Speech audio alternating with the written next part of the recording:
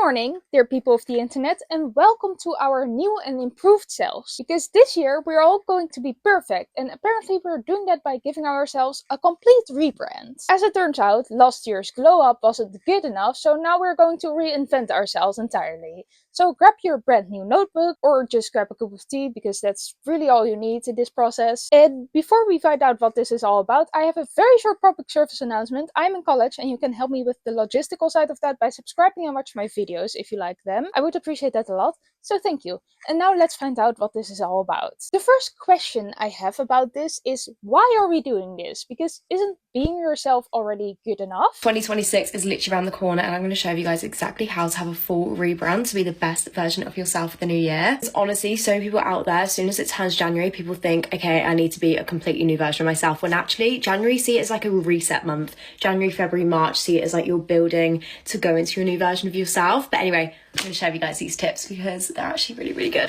Starting off, you can do this either today, tomorrow, or even like the first week of the new year, but it is to make a vision board. Anyone I've seen that has done a vision board say that it really works. So manifest your dream life by doing this. I've literally got everything on here that I want to achieve in 2026. I want to go to Australia, I'm going to Southeast Asia, and I want to see all these things in real life. I've got concerts, I've got drinking more green, and this is completely personal to you, so you can go as crazy as you want. Like, I've literally got 500k on here. If that happens, that is the dream, so I'm manifesting that, but no pressure. I've got skiing on here, I've got New York, I've got literally everything on here that I want to achieve. Clear skin, can be personal to you, which I really love this, but this is literally my Pinterest board on a piece of cardboard, which I just love so much. I'm literally going to look at this every day, and it just reminds me of why I'm waking up in the morning, why I'm doing what I'm doing, and it also just really helps me to vision my dream at 2026, and manifesting, I think, is the best way to do this. So this person just wants to set some goals for 2026, and doing that would make this the best year ever. Now that makes sense to a certain extent. We will get more into that later, into the how of all of this. We are now just looking at the why. So let's watch the rest of this video. This next one, I'm actually planning on doing this today, and I'm really excited because I feel like this is like just so cute. It's basically to write a letter to your future self, and this can say absolutely anything. I actually saw this on TikTok, and look how cute this little letter is. I love that so much. It's like a little envelope that says like don't open until the 31st of the 12th of 2026, so like this time next year basically. I just think this is such a sweet idea because you can say anything you want in it. You can say, dear Abby, I really hope we've achieved blah blah blah, and I really hope you've cut off blah blah blah. Literally anything like that, I just think is just such a cute, positive way to do it. And if you open that letter at the end of the year and you have achieved it, imagine how good that's going to feel. But not only that, if you haven't achieved it, you can take it into New Year next year and make sure that you do achieve it, and you'll be so much more motivated and inspired to achieve it because you've had a whole year of trying to. And if you still haven't, then it's like, okay, I need to do it this year. So this rebrand is also here to make sure that the goals of 2026 are reached. I can imagine myself forgetting about half the goals I set in this scenario, and then being massively disappointed once I opened the letter I wrote to myself the last day of 2026. But that might just be me. This next one is very important. I did this and I feel like a new person. It's basically to get your room reset, ready for the new year. I did a massive wardrobe clear out, got rid of so many clothes that I don't want anymore because I want to go into the new year with only things that I want. That includes people, clothes, anything like that. I feel like when you've got a clean room, you've got a clean mind, and what better way to go into New Year feeling refreshed and ready. So this rebrand also requires a fresh start. My question here is, when are we doing this? Because in the beginning of the video, she says that the first 3 months of 2026 are for resetting and getting yourself started. But then she proceeds to say that we need to reset our room before the year even starts, and that we need to make our vision boards on the first day of the year instead of the first 3 months. Nobody has time for a full room reset in December. This is starting to sound very stressful. Talking of a diary, the productivity method in particular, I really recommend writing out your 7 days, your first 7 days of January, in as much detail as possible. This is going to set your new year off to such a good start. It'll also get you into really good habits of planning out things in the future. What I mean by this is like you could say Monday, wake up early, go to the gym at this time, come back, have this breakfast at this time, then do this at this time. Like, it just gets you into a really good habit of planning and structuring. Also, that kind of relates to having a to-do list, which I've got into a habit of doing that every single day, and it makes me really motivated to get every task completed, because at the end of the day, the satisfaction of tick, tick, tick, tick, tick, I love it so much. So having your first 7 days planned out in January is linked to that, because it's just so satisfying just to know exactly what you're doing, have structure, and also getting it all ticked off. So this rebrand is also about being productive. It's starting to sound even more stressful to me now. Sure, having a to-do list can be very helpful, and ticking things off is indeed very satisfying, but you don't need to be productive every moment of every single day. Especially in the first week of January, when most people are still very tired from the holidays and spending time with family and friends and socializing all the time. I don't know about you, but I am always very tired the first 4 days of the new year. So this just doesn't sound very sustainable. I know that there are people who are not tired in this period for a myriad of reasons, so this doesn't apply to those people, but I feel like most people in the northern hemisphere at least are very tired at this time of year. And also it's just winter, nobody's getting enough vitamin D here. Everybody's tired and nobody has the energy for this. And last but not least is to write 10 things you're proud of from 2025. I feel like we're all focused on what's going to happen next year, what we want to do next year, everything like that. But you need to remember you have lived out this whole 2025 and you've definitely achieved something or done multiple things that you're proud of. So make sure you reflect on that. It's really important, because I feel like we forget about this year. We all are so eager to go into next year, which is okay. However, you have grown so much as a person and you need to reflect on that. So write 10 things that you're proud of, which can be anything. It can be as big as you want, or even like the most little things that mean something to you. So like, for example, for me, I'm proud of setting to-do lists every single day. Like I do that every day and I'm really, really enjoying that habit. It could be something like I'm proud of myself for hitting 40k on Instagram. Like that's like such a big deal to me and amazing. It's so important to remember that everything that happened in 2025 happened for a reason, and you're going to take that into 2026, whether it's negative or positive, whatever it is, you're going to take that into 2026 for the best year ever. I hope you guys enjoyed and I hope this helped. I do like this point. It's good to realize that you actually have done something that you're proud of last year, even if it's just getting out of bed more than the previous year or sticking with a hobby, for example. And taking that to your next year sounds also great for your brain noodle, but it does sound kind of counterintuitive to the word rebrand. It's more like continuous growth, which would make more sense in general. Anyhow, I think that the reason this rebrand trend is happening right now is that people feel like they need to be the best version of themselves to be happy, and I just don't think life works like that, because perfect doesn't exist and life comes with a lot of twists and turns that you don't expect. So you cannot just plan all your goals and expect them to make your best life ever, because there's always something unexpected going on. Maybe I'm wrong, and maybe there are people on the internet that can explain to me how to have a rebrand in a reasonable way. In the previous video we already saw a few tips on how to do this, and one of them was to make a vision board of how you want your 2026 to look like, and then to manifest that somehow. However, if I manifest really hard to go to Australia this year, I don't think I will be teleported there. All the things that this creator put on their vision boards require concrete action. So this video was great to see what people mean by getting a rebrand and why they are doing this, but I think we need to watch something with a more structural approach of how to do this to see if this can actually work. This is part 1 of how you are going to have a rebrand for 2026. This is not a personality switch, it's a visible change that reinforces your new standard. The secret is that you're not going to announce it. We're going to do this quietly and eventually people will catch on. A rebrand is mental and physical. First things first, we're going to change your uniform, okay? We have our day uniforms, our work uniforms, and our going out uniforms. When we go to the grocery store or run errands, please do not make your uniform sweatpants and sneakers. You deserve better, we can do better, and what you wear is a reflection of you. It's honestly people's first impression. Simplify your life. This does not need to be difficult. Find the silhouettes that work with you and wear them again and again and again. Your favorite pair of underwear, you should have them available every single day. Same with socks, bras, nylon tights, tank tops, even your best pair of jeans, like have them in a light and dark wash and also a black. Instead of having a bunch of crap, I would much rather invest in one pair of Jimmy Choos, one designer bag, and a great piece of outerwear. This is the stuff that you're going to wear again and again and again. The last part of your signature look will be a signature fragrance. I think when you hug someone and you recognize their smell and it brings back memories, it's the coolest thing. I don't think this person realizes what a uniform means exactly. A uniform is a particular set of clothes that has to be worn by the members members of the same group of people or organization, according to the Cambridge Dictionary. So that clearly doesn't mean make sure you're dressed well in your signature style, which is what this creator seems to mean. Now to the actual point, rebranding yourself starts at making sure you look well at any time of any day, according to this creator. Sure, dressing in a certain way that makes you feel confident really helps with putting yourself out there and meeting new people and how people look at you if you're confident and all that kind of stuff. But that doesn't mean you cannot go to the grocery store in your sweatpants every now and then. Everybody does that, I feel like, and that's totally okay.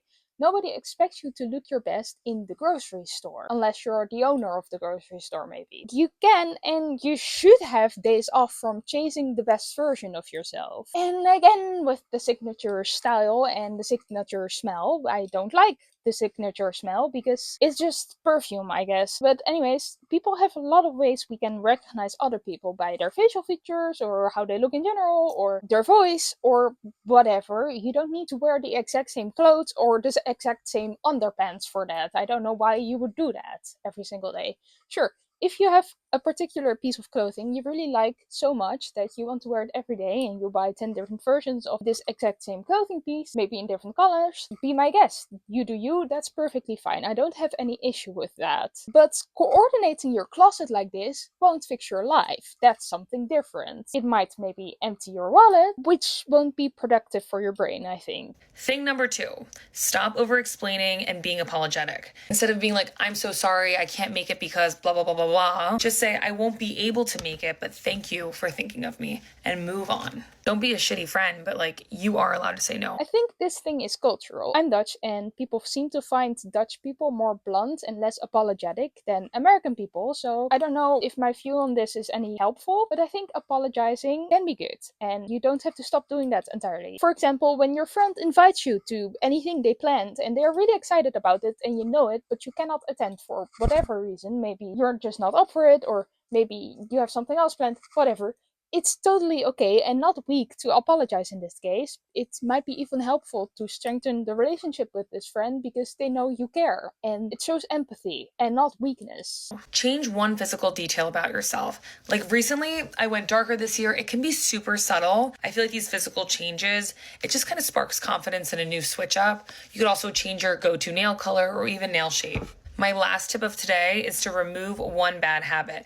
If you're always gossiping, cut it out, especially if you're doing it in public. Another big one, I feel like so many people our age are always complaining and they don't even realize it. The key is that you're focusing on one thing instead of trying to change everything that you don't like all at once. I have so many more of these I wrote down, so there will definitely be a part 2 coming. I agree with the change one thing. You don't have to do it, but if it makes you excited about something or motivated, it might be a great thing to just change a thing about your life and then you're excited and motivated. The remove one bad habit thing, however, I disagree with. Well, I actually agree, but I disagree with the example the creator gives us of our generation complaining too much. I assume she's talking about Gen Z, and I'm also from that generation, and we are genuinely having a hard time compared to older generations with the housing crisis in many countries or the jobs crisis, raising prices of education, healthcare in a lot of countries. Even in the Netherlands now, we are starting to see problems with that, not in the same way that America is having, of course. There are really weird things happening in the world right now.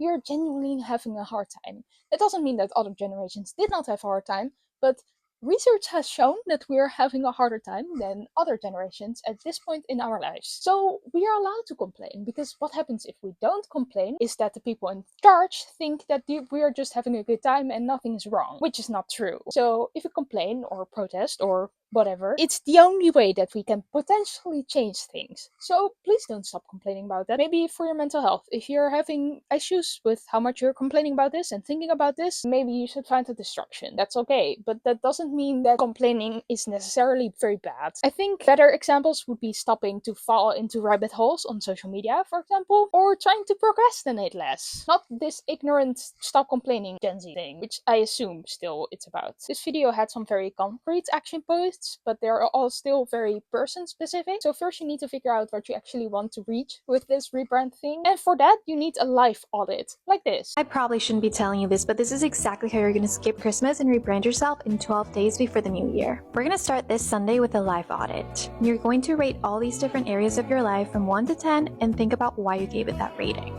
On day 2, we're going to release. You're going to think about what current you is doing and what future you is doing. Once you figure that out, you're going to write a release letter and you're going to burn it. On Tuesday, we're going to work on your brand identity, and I want you to think about your image, your values, your mission, and your vision, because all of these elements will make up the new version of you. On Wednesday, we're going to work on your vision, and that means building your vision board. On Thursday, I want you to think about your goals, write a dreams list, and pick the goals that you want to focus on in 2026. On Friday, I want you to think about your habit. We're going to start with your identity statement. I am someone who, and then list 3 to 5 behaviors that your future self naturally does. On Saturday, we're going to work on your confidence, and you're going to list your strengths and your weaknesses, and you're going to turn those into positive affirmations. Next day, we're going to work on your social circle. I want you to write down a list of the qualities that your friendships have and a list of what your ideal partner is like. On Monday, we're going to work on your online presence. I want you to audit all of these 3 platforms and declutter what no longer aligns, define your identity, think about how you can start showing up with intention and sharing value with others. On Tuesday, we're going to build your curriculum. Think about what skills do you want to learn, what courses do you want to take, what books, what podcasts will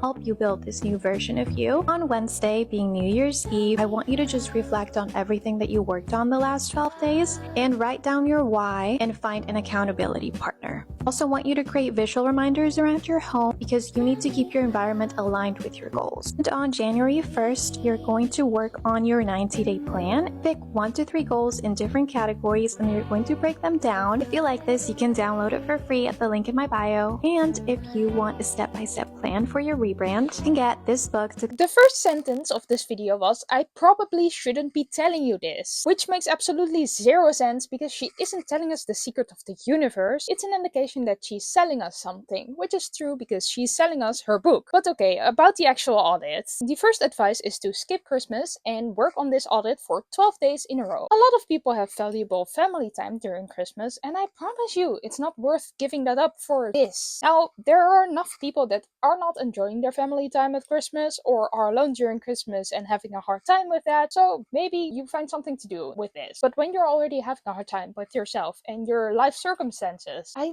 don't think it's a great idea to reflect on your entire life and dissect it and feel bad about it.